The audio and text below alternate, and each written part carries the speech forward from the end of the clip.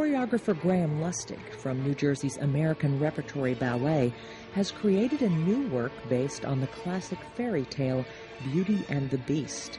It's a story, he says, in which an arrogant nobleman is cursed, suffers, and only then evolves into a real prince.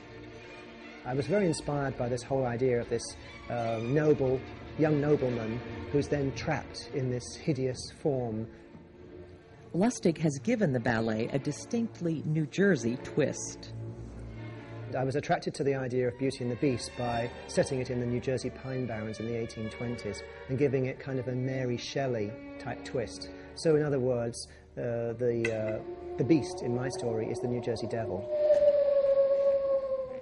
So I wanted to take that story and tell it in my own way, going back to the original story by Madame le Prince de Beaumont, who happened to be a French woman living in London in 1756 when she wrote the story as a moral tale for young girls. The theme of the story is, don't judge people by their looks.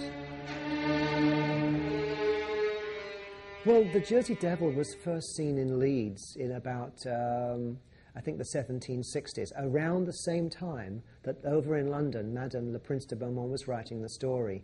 And the Jersey Devil was seen right through until, there were sightings right through until the 1950s. And I just thought that was a very unusual part of this state's history. The Pine Barrens holds a very mystical, Gothic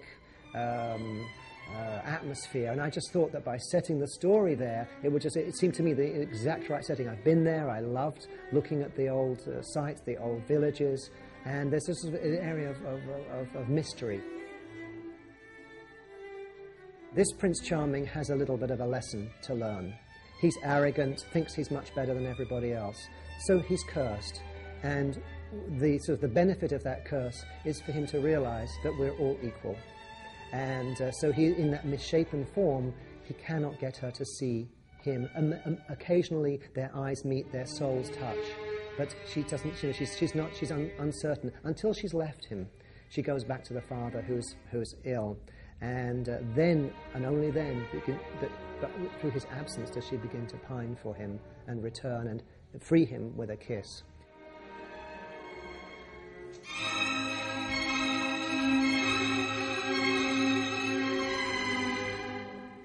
Once I've been turned into a beast, my entire carriage myself changes, and it's, just turned into a total animal, and I have this kind of hump in my back, and a lot of it is very animalistic, kind of, it gets much more physical and almost violent.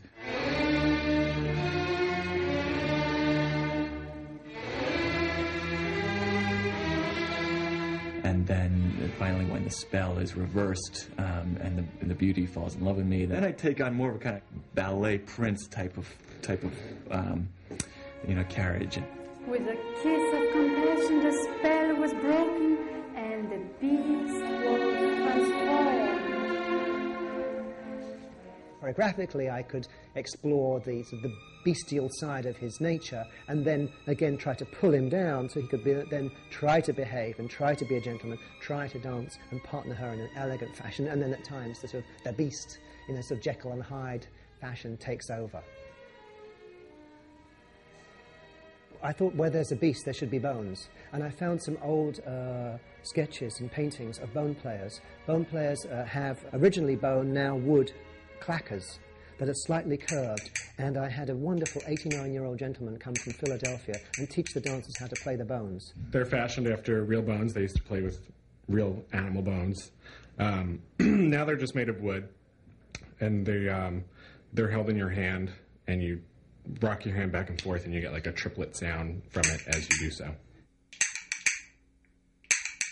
It was often used in village celebrations in the early 19th century. It's a very simple form of accompaniment. So in the wedding scene at the end of the ballet, there is indeed a whole scene where the dancers play and dance to the bones in original early American clogging steps.